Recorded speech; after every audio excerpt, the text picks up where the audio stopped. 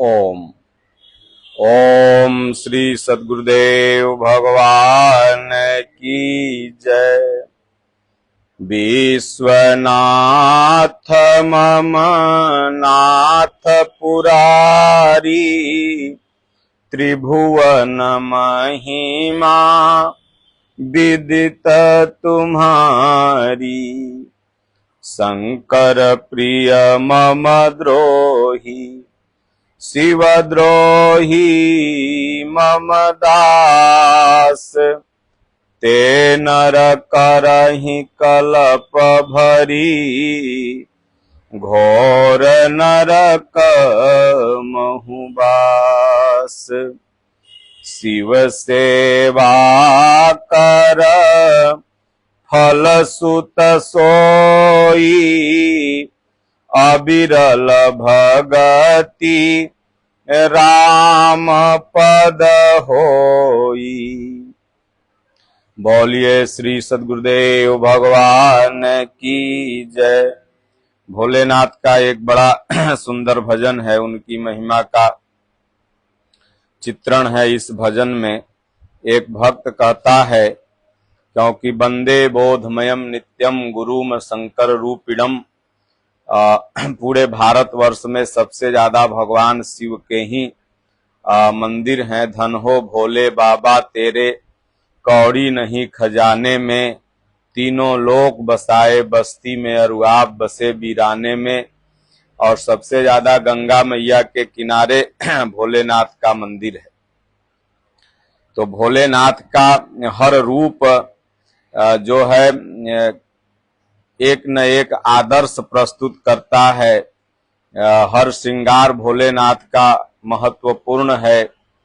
और तो उसी स्तर का यह भजन है। एक भक्त कहता है भोलेनाथ से कि तोहरे दुआरिया के हमहू भिखरिया, तोहरे दुआरिया के हमहू भिखरिया।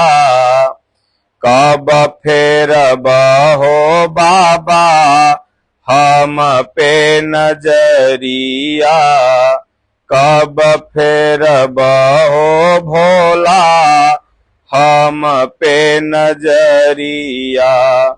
तो हरि सरनिया में बानी, सुना हो भोला अवघड़ दानी। तो हरि सरनिया में बानी, सुना हो भोला अवघड़ दानी। दूसरी लाइन, तू तारका के मरले जलंधर संग हरले, त्रिपुरा के मुक्ति दे के काम छार कइले।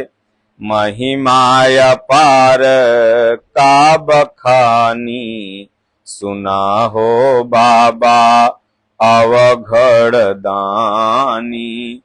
तो हरे दुआरिया के हमहू भिखरिया, कब फेरब हो भोला हम पे नजरिया। तो हरे सरनिया में बानी, सुना हो भोला अवघड़ दानी। चंद्रमाल लाट तिलक गले सर्पमाला, कानवा में बिछुअन के कुंडल सोहाला। चंद्रमाल लाट तिलक गले सर्पमाला, कानवा में बिछुअन के कुंडल सोहाला। संगवा में गिरिजा महारानी, सुना हो भोला अवघड़ दानी। तोहरे सरनिया में बानी सुन हो भोला अवघड़ दानी। कर में त्रिशूल डमरू नंदी के सवारी, अंग में विभूति सोहे तोहरे त्रिपुरारी। कर में त्रिशूल डमरू नंदी के सवारी, अंग में विभूति सोहे तोहरे त्रिपुरारी। जटवा में गंगा महारानी सुन हो भोला अवघड़ दानी।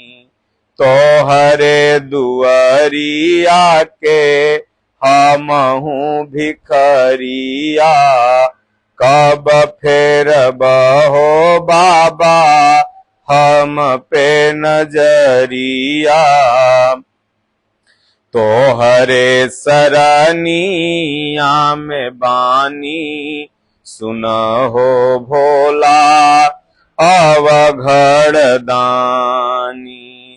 सिंह बाघ छाला खाला भांग का गोला, हरदम रहला मस्त मत वाला भोला।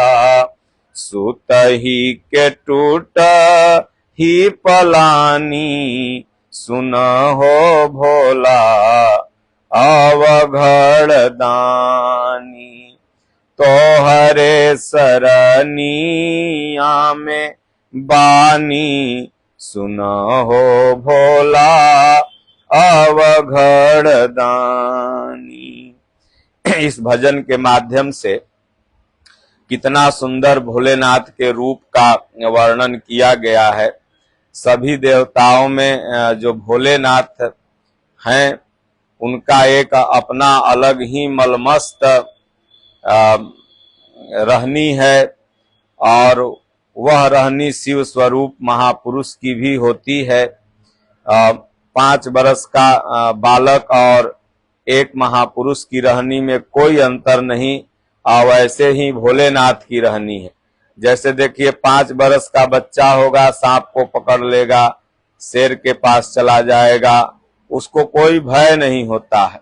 उसी तरह से भोलेनाथ के गर्दन में आगे की लाइन में हम धीरे धीरे जो है सबका अर्थ बताते जाएंगे। पहली लाइन से हम प्रारंभ करते हैं। अर्थ तो स्पष्ट ही है, लेकिन फिर भी तोहरे दुआरिया के हमहू भिखरिया। हर कोई भगवान के दरवाजे पर भिखारी है। वो चाहे बहुत बड़ा उद्योगपति हो, बहुत बड़ा नेता हो, या गरीब हो, अमीर हो, सब भगवान के दरवाजे पर कुछ न कुछ मांगने ही जाता है। कर्ण और राजा बलि, कर्ण और बलि हमारे इतिहास में ऐसे हुए जिनके दरवाजे पर भगवान स्वयं मांगने गए। बाकी देखा जाए तो हर कोई भगवान के दरवाजे पर ही मांगने के लिए लोग जाते हैं। तो सांसारिक वस्तुएं तो भगवान से जीव का स्वभाव है, मांगता ही है। अगर पिता से पुत्र कुछ नहीं मांगेगा तो किससे मांगेगा। लेकिन सांसारिक वस्तुओं के साथ साथ अगर भगवान से भक्ति मांगा जाए, जैसे हनुमान जी ने, कागभुसुंडी जी से भगवान कहते हैं मांगो मांगो, तो कागभुसुंडी जी कहते हैं भगवान आपने तो सारा सुख देने को कहा, लेकिन भगति ने आपन देन कही। भक्ति तो आपने कहा ही नहीं देने के लिए। इसलिए तब भगवान कहते हैं कि रे कौआ तुम तो बड़ा बुद्धिमान है, तुम सबसे जो भक्ति सकल सुख की खानी, भक्ति सारे सुखों की खानी है, और तू भक्ति ही मुझसे मांग लिया। इसलिए भगवान के दरवाजे पर जब भी आप भिखारी बन के जाएं तो उनसे संसार की वस्तु न मांग करके बल्कि भगवान को ही मांग लीजिए, भक्ति ही मांग लीजिए कि प्रभु आप अपनी हमें भक्ति दीजिए। माता सबरी के दरवाजे पर जब प्रभु श्री राम जाते हैं तो माता सबरी नवधा भक्ति मांगती है कि भगवान हमें भक्ति का उपदेश करिए, तो भगवान भक्ति का उपदेश करते हैं। इसलिए भोलेनाथ के मंदिर में आप जाओ तो उनसे कहो कि हे भगवान, तोहरे दुआरिया के हमहू भिखरिया, कब फेर बहो बाबा हम पर नजरिया। काशी विश्वनाथ जाइए, बाबा धाम जाइए, या पूरे भारत में जितने भी ज्योतिर्लिंग हैं वहां जाइए, तो भोलेनाथ से यही प्रार्थना करिए कि हे भोलेनाथ, आपके दरवाजे का मैं भी एक भिखारी हूं और आपसे भक्ति मांगने आया हूं, लेकिन कब हमारे ऊपर आप नजर फेरेंगे? क्योंकि जब तक आपकी भावना, श्रद्धा, समर्पण पूर्ण मन से नहीं होती है, तब तक भगवान आपकी तरफ दया दृष्टि नहीं करते हैं। कैसे कह दूं प्रभु तेरी कृपा में कमी, सत्य है साधना में कमी रह गई। तो जब साधना और श्रद्धा आपकी भरपूर हो जाती है तो भगवान आपके तरफ नजर फेर देते हैं। लेकिन नजर फेरने में जब लेट होता है तो बहुत से भक्त भगवान की भक्ति ही करना छोड़ देते हैं। साल भर इंतजार करेंगे, मनौती पूरा नहीं होगा, 2 साल इंतजार करेंगे, फिर सोचेंगे भोलेनाथ में शक्ति नहीं है, अब गणेश जी को भजते हैं। फिर गणेशो जी से नहीं हुआ, फिर कहना पार्वती को भजेंगे। मतलब के श्रद्धा भक्ति चली जाती है और भगवान इंतजार कराते हैं। और जब देखते हैं कि अभी मुझको छोड़ के किसी को दुआरी पर नहीं भटक रहा है, तब धीरे से अपना नजर उधर फेर देते हैं। अब बहुत परीक्षा लेते हैं और परीक्षा भगवान उसी का लेते हैं जो सबसे प्रिय होता है। देखिए ध्रुव की परीक्षा भगवान ने कैसे लिया, प्रहलाद की परीक्षा कैसे लिए, माता मीरा की परीक्षा कैसे लिए। कई बार विष पीने को मिला, तमाम समाज से मान अपमान सहने को मिला। तो इसलिए भोलेनाथ भक्त की परीक्षा लेते हैं कि देखो इसको दुख दो और जो ये मांग रहा है ये भी मत दो, तो हमको फिर भी भजता है कि नहीं। तो जब फिर भी भजते रहेगा, कहेंगे न अब तो ये लगता है कि बिना कृपा दृष्टि लिए छोड़ेगा नहीं। तो इसलिए ये भक्त आगे कहते हैं कि तोहरे सरनिया में बानी, सुन हो बोला अवघड़ दानी।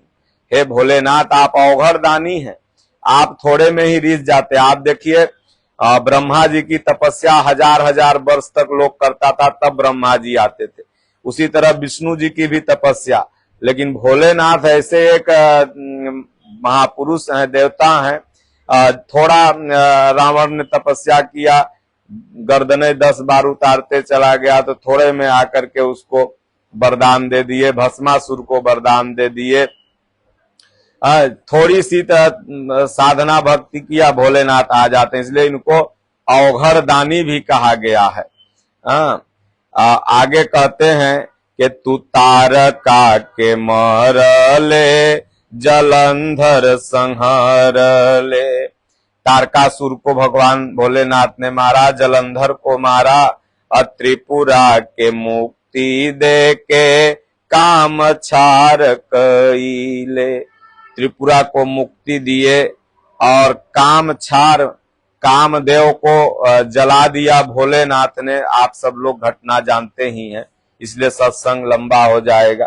तो कामदेव जब भोलेनाथ को सोचा कि अब इनको देवताओं के कहने पर कि इनकी समाधि से भंग कर दूं, तो भोलेनाथ ने उसको जला दिया। फिर आशीर्वाद दिया उसकी पत्नी को कि जाओ तुम्हारा पति कृष्ण भगवान के पुत्र के रूप में जन्मेगा और तब तक अनंग रहेगा, सब पर व्यापेगा, लेकिन पति रूप में तुम उसको फिर प्राप्त करोगी। तो वहीं प्रद्युम्न जन्मे थे, वहीं थे कामदेव। तो आगे भोलेनाथ के रूप की चर्चा करते हुए कहते हैं कि भोलेनाथ आपकी महिमा अनंत है, कितना मैं बखानूं। महिमाय पार का बखानी, सुना हो भोला अवघड़ दानी। आपकी महिमा तो अपरंपार है प्रभु, बखानने लगेंगे तो एक जन्म क्या 10 जन्म भी कम हो जाएगा। इसलिए बस इतना ही है कि आपके शरण में हैं और हमारे ऊपर भी आप नजर फेर दीजिए, जैसे और भक्तों के ऊपर नजर फेरा, कल्याण हुआ, मुक्ति मिल गई। तो बिना सदगुरु ही शिव हैं और शिव ही सदगुरु हैं, और बिना गुरु की कृपा से जीव का कल्याण नहीं हो सकता है। तो आगे भोलेनाथ के रूप का चित्रण बड़ा सुंदर ढंग से इस भजन में है कि चंद्रमा ललाट तिलक गले सर्पमाला, कनवा में बिछुआ के कुंडल सोहाला। चंद्रमा ललाट पर हैं भोलेनाथ के। अब इसका बाहरी अर्थ और आध्यात्मिक अर्थ भी 2 मिनट में आपको बता दूंगा। तो और गले सर्पमाला, गले में आप लोगों ने देखा होगा नाग देवता फुफकार छोड़ते हैं। कनमा में बिछुअन के कुंडल सुहाला, 2 गो बिच्छू इधर एगो इधर लटकते रहते हैं। हाँ, तो अब इसका मतलब तो जब महापुरुष भजन कर शिव की स्थिति के हो जाते हैं तो चंद्रमा ललाट, चंद्रमा शीतलता के प्रतीक होते हैं। महापुरुष का जो दिमाग होता है वह बिल्कुल शीतल होता है, और उनकी शरण में जो भी जाता है तो वहां शीतलता महसूस करता है। इसलिए आप आश्रम में जाओ, मंदिर में जाओ, बैठ के वहां ध्यान करो सदगुरुओं के दरबार में, तो आप कहते हो बड़ा शांति मिलता है वहां जाते हैं। यही हुआ चंद्रमा की शीतलता। और गले सर्पमाला, जितने भी संस्कार हैं वो महापुरुष काट चुके होते हैं, और वो संस्कार सर्प के रूप में जो फूंक फूंक करते रहता है, बार बार योनियों में फेंकता है, वो गले का उनके श्रृंगार हो चुका रहता है, क्योंकि सारे संस्कारों को वो काट चुके रहते हैं। कनमा में बिछुअन के कुंडल सुहाला, ये कान जो है ना, पहले दूषित विचारों को सुनने के लिए ये तैयार रहता था, जो बिच्छू जैसा डंक देते थे। लेकिन जब धीरे धीरे भगवान की कथा सुनने लगा तो बस इसमें केवल हरि की कथा अंदर जाएगी। पहले मन यह काग था करता आत्मघात, पाछे मन हंसा भया मोती चुंग चुंग खात। तो ये जो विषयों का बिच्छू है यह भी श्रृंगार हो जाता है, ये बाहर तक ही महापुरुष के विषय रहते हैं, अंदर नहीं जा सकते। और आगे कहते हैं संगवा में गिरिजा महारानी, सुना हो भोला अवघड़ दानी। संग में माता गिरिजा है, माता पार्वती। भगवान भोलेनाथ का भी 2 विवाह हुआ था। पहला जन्म में माता सती से विवाह हुआ, और सती जब यज्ञ कुंड में जल गई तब गिरिजा मतलब पार्वती हिमालय और मैना की पुत्री थी, तो इसलिए उनका गिरी से उत्पन्न, इसलिए एक नाम गिरिजा भी पड़ा। तो कहते हैं संगमा में गिरिजा महारानी, सुना हो भोला अवघड़ दानी। भगवान शिव को अर्धनारेश्वर भी कहा जाता है। आगे हाथ में उनके क्या क्या है, शरीर में क्या क्या लगाते हैं, इस पंक्ति में चित्रण है कि कर में त्रिशूल डमरू नंदी के सवारी, अंग में विभूति सोहे तोहरे त्रिपुरारी। कर में त्रिशूल डमरू, तीनों सूल जो है ना, रजोगुण तमोगुण सतोगुण, ये तीनों सूल के उपराम हो जाते हैं महापुरुष, यही भोलेनाथ। और डम डम डमरू, डमरू से हमेशा भगवान की आवाज निकलते रहती है, राम राम राम राम। डमरू का आवाज है डम डम डम डम। महापुरुष हमेशा कहीं जाते हैं तो चिल्लाते रहते हैं कि राम नाम के हीरे मोती मैं बिखराऊं गली गली, ले ले कोई लेने वाला शोर मचाऊं गली गली।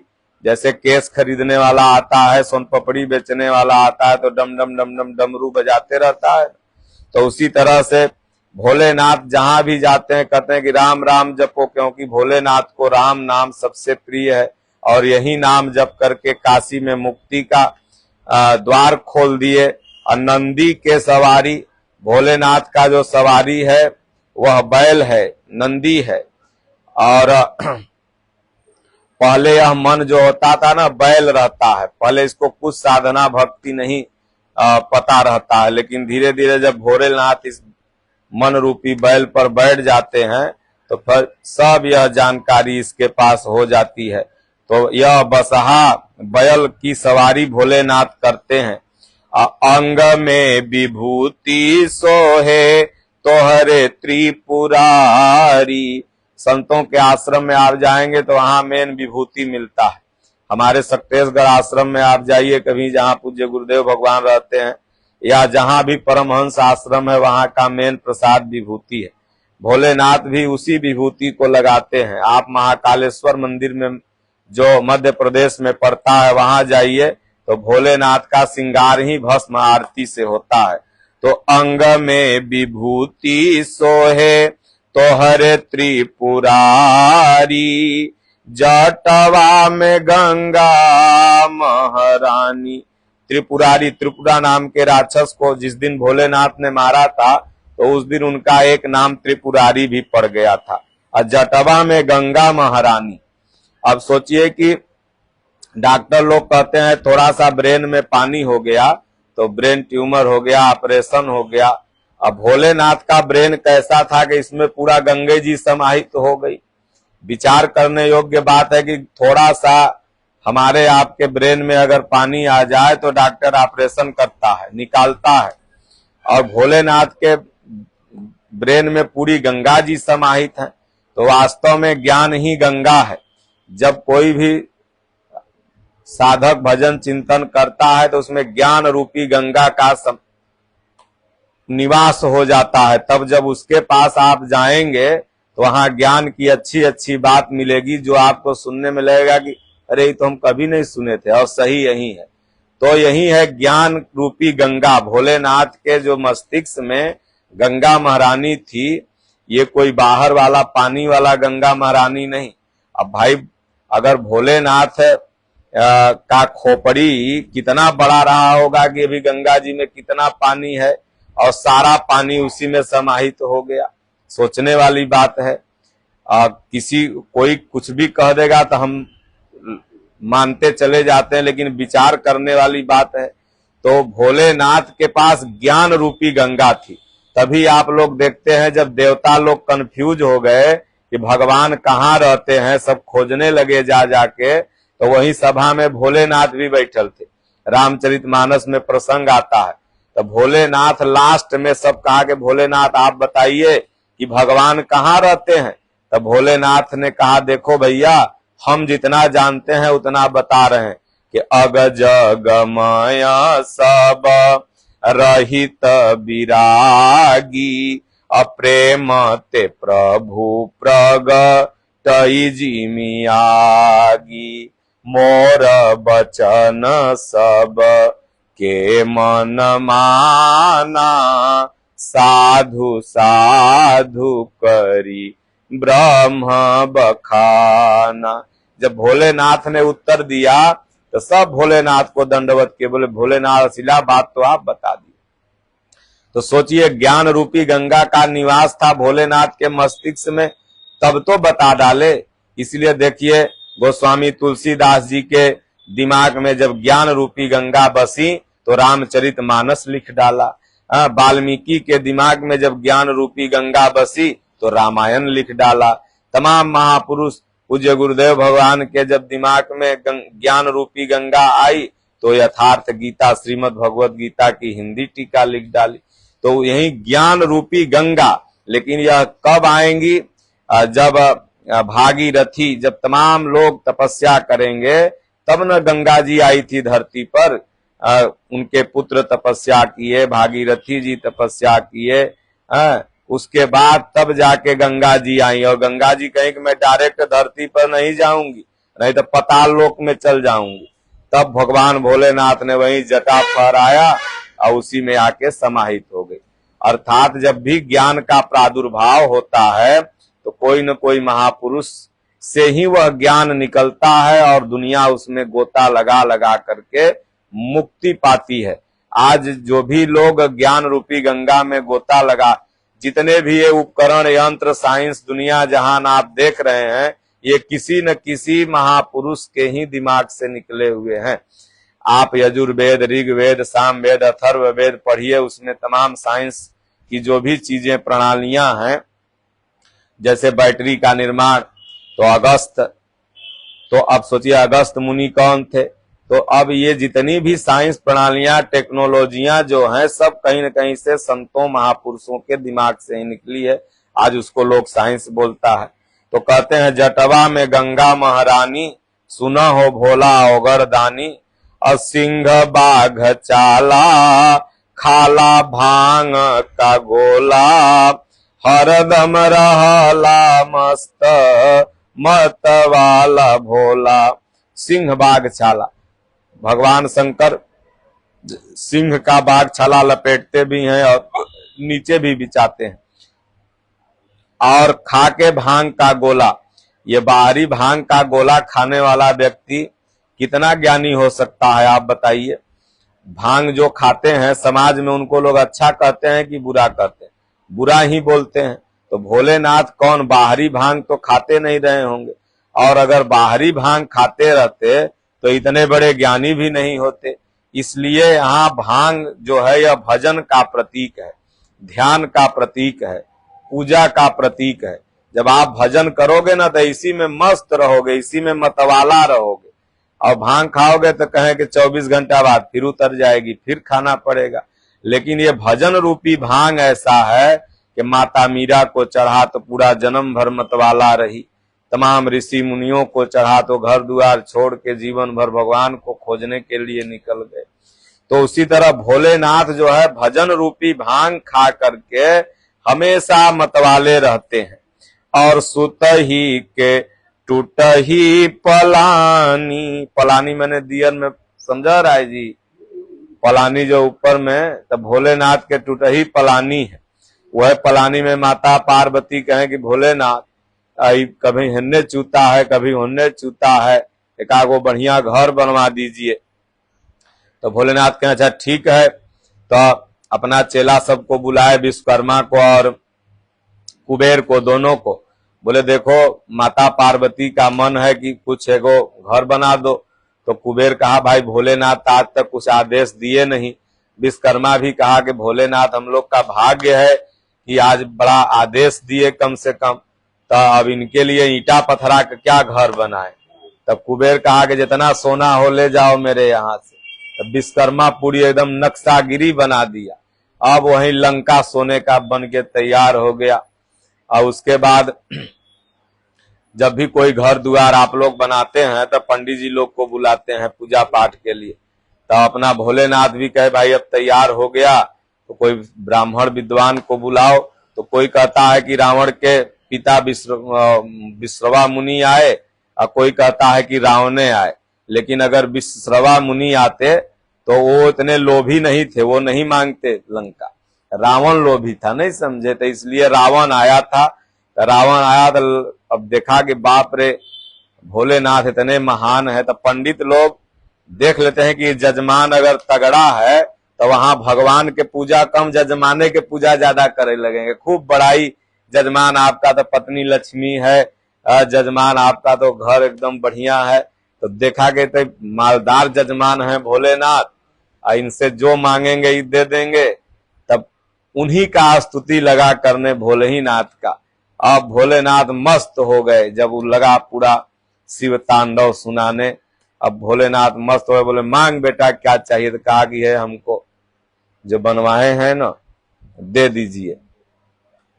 तब वह भोलेनाथ कहें कि चलो माता पार्वती तोरा हमरा में वह टूटही पलानिये लिखल है, अब यहो जो बना यहो दान में चला गया। तब सोने की लंका दान हो गई। तो कहते हैं कि संग ही में सुत ही के टूट ही पलानी, सुन हो भोला अवघड़ दानी। तोहरे सरनिया में बानी, सुन हो भोला अवघड़ दानी। इसलिए भगवान के शरण में धक्का धनी के खाए के रहो धनी के द्वार, कबहुक धनी नवाजी हैं दर छोड़ा नहीं जाए। शरण में भावना पूर्वक लाख विपत्ति आ जाए, भक्ति नहीं छोड़ना है। जब भक्ति नहीं छोड़िएगा तो किसी न किसी समय भगवान आपके ऊपर नजर फेरेंगे। और अगर कहीं राम नाम की लूट है, लूट सके तो लूट, अनंत काल पछताओगे जब प्राण जाएंगे छूट। कह राम नाम जपते रहो जब लग घट में प्राण, कबहुक दीन दयाल के भनक पड़ेगी कान। तो भगवान के कान में अगर एको बार राम शब्द पहुंच गया, इसे ताक दिए तो ये जन्म तो बनिए जाएगा और जन्म जन्म बन जाएगा। इसलिए सब छूट जाए, भगवान की भक्ति नहीं छूटना चाहिए, मोस्ट इम्पोर्टेंट है। इसीलिए मनुष्य शरीर मिला है और इसी में मनुष्य शरीर